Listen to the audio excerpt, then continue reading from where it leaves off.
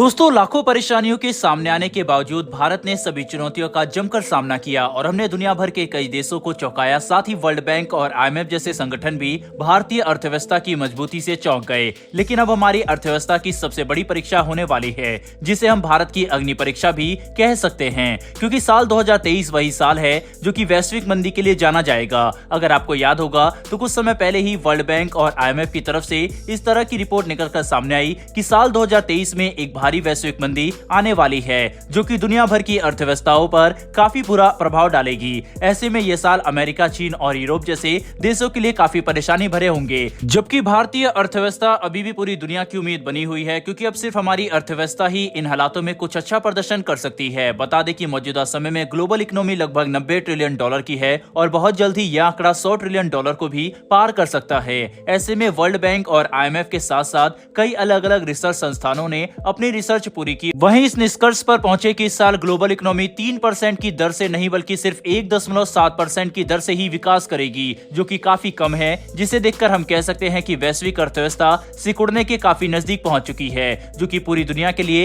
एक काफी alarming situation है। जिसका मतलब या तो हमें ऐसे कदम उठाने होंगे जो कि वैश्विक अर्थव्यवस्था को संभाल सके, वरना विश्व के हर देश को इसके नकारात्मक प्रभाव झेलने के लिए तैयार रहना होगा। खास करके गरीब देशों पर इसका असर काफी बुरा होगा, जो ग्लोबल पॉवर्टी रेट को और भी ज्यादा बढ़ा सकता है। यानी वैश्विक स्तर पर हालात काफी खराब होने वाले हैं। ऐसे में अगर बात करें भारतीय अर्थव्यवस्था की, तो साल 2022 से 23 के फाइनेंशियल ईयर में भारत की इकोनॉमी लगभग 6.9% की दर से बढ़ी। यानी हमारी इकोनॉमी ने विश्व में लगभग सबसे ज्यादा विकास देखा। दोस्तों, इतना ही नहीं बल्कि साल 2022 के पहले 6 महीने में ही हमारी अर्थव्यवस्था ने 9.7% की विकास दर रिकॉर्ड की। मतलब साल 2022 से 23 के सत्र में भी भारतीय अर्थव्यवस्था ने एक काफी असाधारण प्रदर्शन करते हुए भारी विकास रिकॉर्ड किया, जबकि पूरी दुनिया की इकोनॉमी में मेजर स्लोडाउन रिकॉर्ड किए गए। दोस्तों, अमेरिका से लेकर चीन और यूरोप के साथ साथ रूस तक आर्थिक विकास के मामले में काफी पीछे रहे। इन सभी देशों ने मंदी का सामना किया और लोगों ने कम पैसे खर्च किए। साथ ही अमेरिका में तो महंगाई ने अपने पिछले कई दशकों के रिकॉर्ड तोड़ दिए और यही हाल ब्रिटेन जैसे कई यूरोपियन देशों का भी रहा। साथ ही हम इस बात को भी नजरअंदाज नहीं कर सकते कि कैसे पूरे यूरोप को यूक्रेन रूस युद्ध की वजह से बड़े ऊर्जा संकट का सामना करना पड़ा। यानी अगर हम ज्यादा कॉम्प्लिकेट डाटा और रिपोर्ट्स को ना समझकर आसान भाषा में समझने की कोशिश करें, तो इस बात में कोई भी शक नहीं रह गया कि पूरी वैश्विक अर्थव्यवस्था अब रिसेशन के कगार पर खड़ी है। वहीं पर कोई छोटी सी घटना भी साल 2023 में एक बड़े ग्लोबल रिसेशन की शुरुआत कर सकती है, जिससे कोई भी देश अछूता नहीं रह जाएगा। लेकिन हैरानी की बात तो यह है कि इसके बावजूद भी बड़े से बड़े ग्लोबल फाइनेंशियल इंस्टीट्यूशन भारतीय अर्थव्यवस्था पर अपना दांव खेल रहे हैं और ये मानकर चल रहे हैं, चाहे हालात कितने ही खराब क्यों ना हो जाए, लेकिन फिर भी भारत की अर्थव्यवस्था काफी अच्छा परफॉर्मेंस करेगी और निवेशकों का पैसा हमारे मार्केट में सुरक्षित रहेगा। यानी भारत में विकास की रफ्तार तेज रहेगी और हम दुनिया भर में आए आर्थिक मंदी को भी हरा सकते हैं। तो चलिए समझते हैं कि आखिर ऐसा कैसे होगा और भारत पर वैश्विक मंदी का क्या प्रभाव पड़ सकता है। तो दोस्तों, हमें सबसे पहले तो ये समझना पड़ेगा कि हम जब भी बात करते हैं ग्लोबल रिसेशन के बावजूद भारत इस हालात से उभर जाएगा, उसका मतलब ये बिल्कुल नहीं है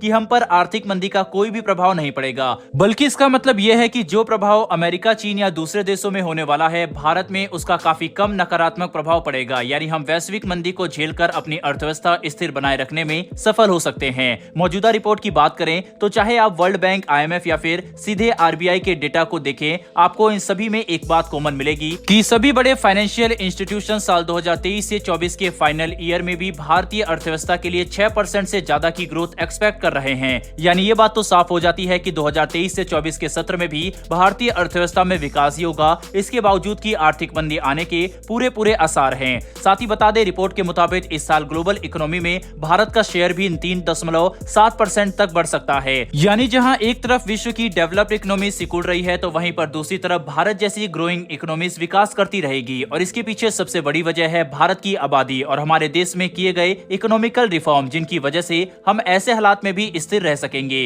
दरअसल भारत के पास 140 करोड़ लोग हैं और उनकी डेली कंजप्शन डिमांड काफी ज्यादा है, जिसकी वजह से भले ही कुछ सेक्टर में गिरावट देखने को मिले, लेकिन उसके बावजूद देश के ज्यादातर सेक्टर में ग्रोथ हो सकती है और भारतीय अर्थव्यवस्था अपनी बड़ी आबादी और बढ़ती डिमांड की वजह से खुद को वैश्विक मंदी के हालातों से बचा सकेगी। मतलब हमारी अर्थव्यवस्था पर ग्लोबल रिसेशन का असर तो पड़ेगा, लेकिन फिर भी भारत दूसरे देशों के मुकाबले काफी अच्छा परफॉर्मेंस करने वाला है। बहरहाल दोस्तों, इस वीडियो में इतना ही, लेकिन इस विषय पर आपकी क्या राय है कमेंट बॉक्स में लिखकर जरूर बताइएगा।